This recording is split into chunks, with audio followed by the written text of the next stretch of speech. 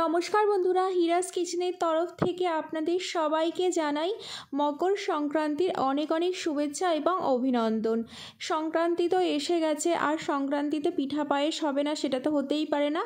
আজকে আপনাদের সঙ্গে আমি শেয়ার করব ক্ষীরসার পাটিসাপটা। তাহলে চলুন রেসিপিটা শুরু করা যাক। একদম সফট হবে আর একদম সাদা ধবধবে হবে। তার জন্য পারফেক্ট মেজারমেন্ট আমি বলে দেবো আপনাদেরকে। তার জন্য দেখুন, আমি এখানে 2 কাপ চালের গুঁড়ো নিয়ে নিলাম। এটা শুকনো চালের গুঁড়ো।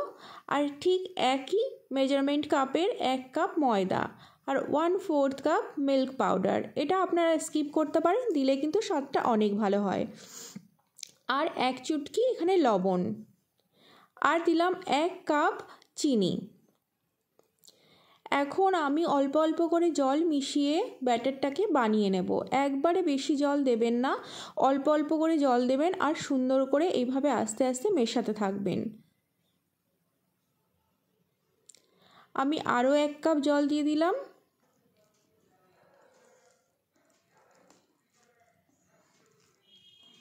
একবারে বেশি জল দিয়ে দিলে কিন্তু স্মুথ ব্যাটার আপনার তৈরি হবে না। আমার এখানে টোটাল 3 কাপ জল লেগেছিল। প্রথমে 2 কাপ দিলাম, পরে অর্ধেক হাফ কাপ করে দিলাম দুবার আমি। দেখুন কত সুন্দর একটা স্মুথ ব্যাটার হয়েছে। আমি আর একটু জল এখানে অ্যাড করব। এখন কিন্তু একদম পারফেক্ট একটা মিক্সচার আমাদের তৈরি হয়ে গেছে। এটাকে আমি কিছুক্ষণের জন্য রেস্টে রেখে দেব। যতক্ষণ আমি ক্ষীরসাটা বানাবো ততক্ষণ কিন্তু আমাদের ব্যাটারটা রেডি হয়ে যাবে। সুন্দর একটা স্মুথ ব্যাটার আপনাদের এভাবে বানিয়ে নিতে হবে।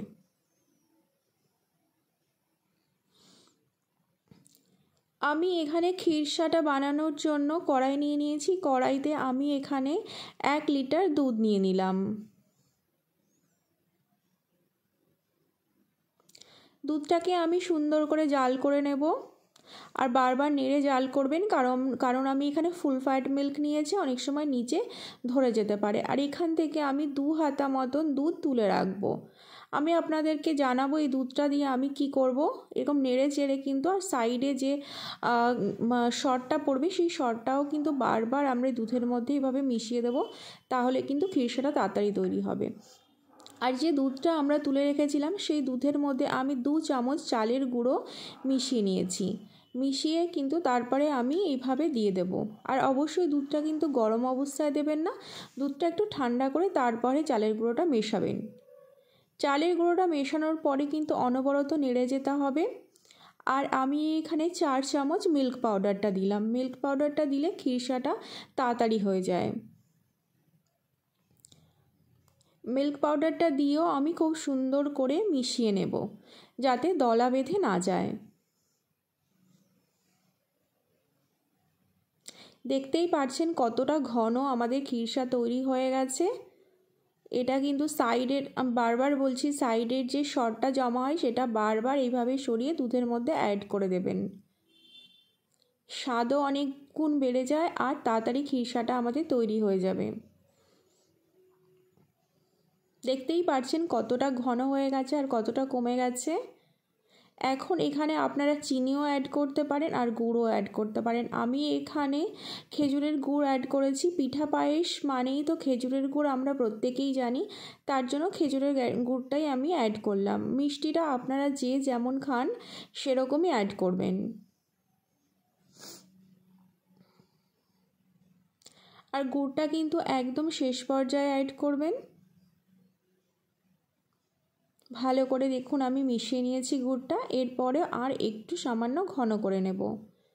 এখন কিন্তু একদম পারফেক্ট রেডি হয়ে গেছে আমাদের ক্ষীরসা। আশা করি আপনারা দেখে মনে হচ্ছে এটা একটু পাতলা আছে, কিন্তু এটা যখন ঠান্ডা হয়ে যাবে খুব টাইট একটা ডো তৈরি হয়ে যাবে। দেখেই বুঝতে পারছেন কত টাইট তৈরি হয়ে গেছে। দেখুন একদম সেট হয়ে গেছে। আর আমি এই যে ব্যাটারটা বানিয়েছিলাম, ব্যাটারটা আবার একটু হাতার সাহায্যে এইভাবে নেড়ে চেড়ে নেব। তারপরে দেখুন আমি একটা প্যান নিয়ে নিয়েছি। প্যানে আমি সামান্য একটু তেল দিয়ে দিলাম, রিফাইন্ড অয়েল। তারপরে টিস্যু দিয়ে আমি মুছে নিলাম। আর এরকম একটা মেজারমেন্ট কাপ নেবেন, একই কাপে একই পরিমাণ করে, তাহলে দিতে আপনাদের সুবিধা হয়। তারপরে এরকম ধরে আস্তে করে ঘুরিয়ে দেবেন, দেখবেন খুব সুন্দর একটা গোল একটা রুটির আকারে তৈরি হয়ে গেল। তারপরে যে খিরসাটা আমরা বানিয়ে রেখেছিলাম, খিরসাটা আপনারা যতটা পরিমাণ ইচ্ছা ততটা পরিমাণ অ্যাড করতে পারেন, খুব বেশি দেবেন না, তাহলে কিন্তু সাইড থেকে বেরিয়ে আসে। আমার এই রেসিপিটা ফলো করে আপনারা কিন্তু খুবই সহজে এরকম নরম তুলতুলে এবং একদম সাদা ধপধপে এরকম পাটিসাপটা বানিয়ে নিতে পারবেন। আশা করি দেখে বুঝতে পারছেন কতটা সফট, এটা ধরা যাচ্ছে না, এতটা সফট আর এতটা সুস্বাদু হয়, আপনারা না খেলে বুঝতেই পারবেন না। আশা করি আমি মেজারমেন্ট কাপও একদম ঠিকঠাকভাবে বলেছি, আপনাদের কারোর কোনো অসুবিধাই হবে না বানাতে, খুবই সহজে আপনারাও বানিয়ে নিতে পারবেন। আমি আর একটা পিঠা বানানো দেখিয়ে দিচ্ছি আপনাদেরকে।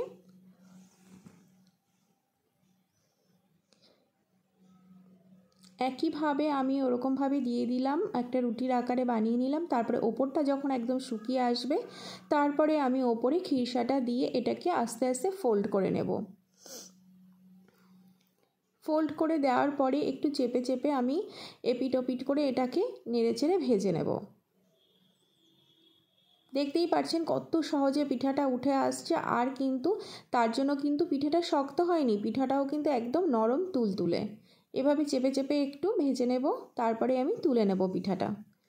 একে একে সমস্ত পিঠাগুলো আমি এইভাবে বানিয়ে নিয়েছি। কেমন লাগলো আপনারা জানাবেন কিন্তু।